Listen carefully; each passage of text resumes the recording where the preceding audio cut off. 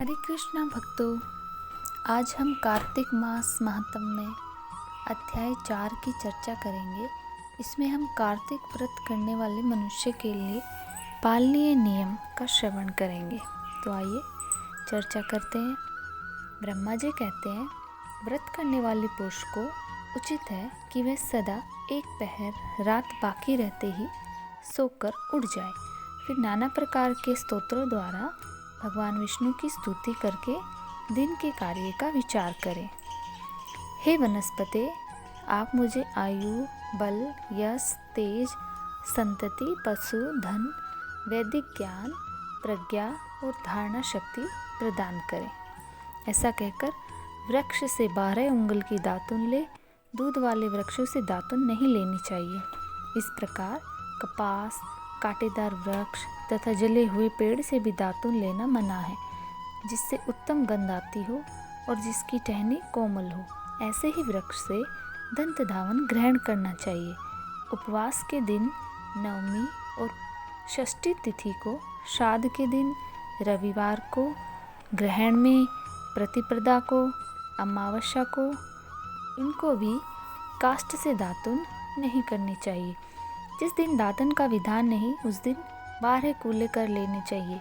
विधि पूर्वक दांतों को शुद्ध करके मुंह को जल से धो डाले और भगवान विष्णु के नामों का उच्चारण करते हुए 2 घड़ी रात रहते ही स्नान के लिए जलाशय पर जाए। कार्तिक के व्रत का पालन करने वाला पुरुष विधि से स्नान करे, फिर धोती निचोड़कर अपनी रुचि के अनुसार तिलक करे। इसके पश्चात अपनी शाखा के अनुकूल अहिन सूत्र की बताई हुई पद्धति से संध्योपासना करे। जब तक सूर्योदय न हो जाए तब तक गायत्री मंत्र का जप करें। यह रात्रि के अंत का कृत्य बताया गया है। अब दिन का कार्य बताया जाता है। संध्योपासना के अंत में विष्णु सहस्त्र नाम आदि का पाठ करें, फिर देवालय में आकर पूजा आरंभ करें। भगवत संबंधी पदों के गान, कीर्तन और नृत्य आदि कार्यों में दिन का प्रथम पहर व्यतीत करें। तत्पश्चात आधे पहर तक भली भांति पुराण कथा का श्रवण करें। उसके पश्चात पुराण वाचने वाले विद्वान की और तुलसी की पूजा करके मध्याह्न का कर्म करने के पश्चात दाल के सिवा शेष अन्न का भोजन करें।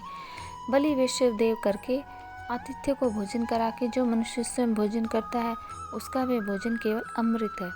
मुख शुद्धि के लिए तीर्थ जल से तुलसी भक्षण करें, फिर शेष दिन सांसारिक व्यवहार में व्यतीत करें। सायंकाल में पुनः भगवान विष्णु के मंदिर में जाएं और संध्या करके शक्ति के अनुसार दीपदान करें। भगवान विष्णु को प्रणाम करके उनकी आरती उतारें और स्तोत्र पाठ आदि करते हुए प्रथम पहर में जागरण करें। प्रथम पहर बीत जाने पर शयन करें। ब्रह्मचार्य का व्रत का पालन करें। इस प्रकार 1 मास तक प्रतिदिन शास्त्रोक्त विधि का पालन करें। जो कार्तिक मास में उत्तम व्रत का पालन करता है, वह सब पापों से मुक्त हो भगवान विष्णु के सालोक्य को प्राप्त होता है।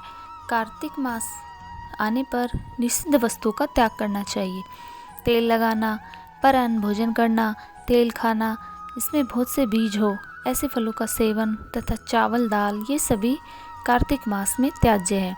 लौकी, गाजर, बैंगन, ऊंट कटारा, बासियन, मसूर, दोबारा भोजन, मदिरा, परायान, कांसे के पात्र में भोजन, कांजी, दुर्गंध पदार्थ आदि अन्न, वैश्या का अन्न, ग्राम पुरोहित और शूद्र का अन्न, सूतक का अन्न, ये सभी त्याग देने चाहिए। श्राद्ध का अन्न, रजस्वला का दिया हुआ अन्न, जनाना सोच का अन्न और लसोड़े का फल, इन्हें कार्तिक व्रत का पालन करने वाले पुरुष अवश्य त्याग दे। निषिद्ध पत्तलों में भोजन न करे। महुआ, केला, जामुन और पकड़ी, इनके पत्तों में भोजन करना चाहिए। कमल के पत्ते पर कदापि भोजन न करें। कार्तिक मास आने पर जो वनवासी मुनियों के अनुसार नियमित भोजन करता है, वह चक्रपाणि भगवान विष्णु के परम धाम में जाता है। कार्तिक में प्रातःकाल स्नान और भगवान की पूजा करनी चाहिए। उस समय कथा श्रवण उत्तम माना गया है। कार्तिक में केला और आंवले के फल का दान करें और शीत से कष्ट पाने वाले ब्राह्मण को कपड़ा दें। जो कार्तिक में भक्तिपूर्वक भगवान विष्णु को तुलसी दल समर्पित करता है, वह संसार से मुक्त हो भगवान विष्णु के परम पद को प्राप्त होता है।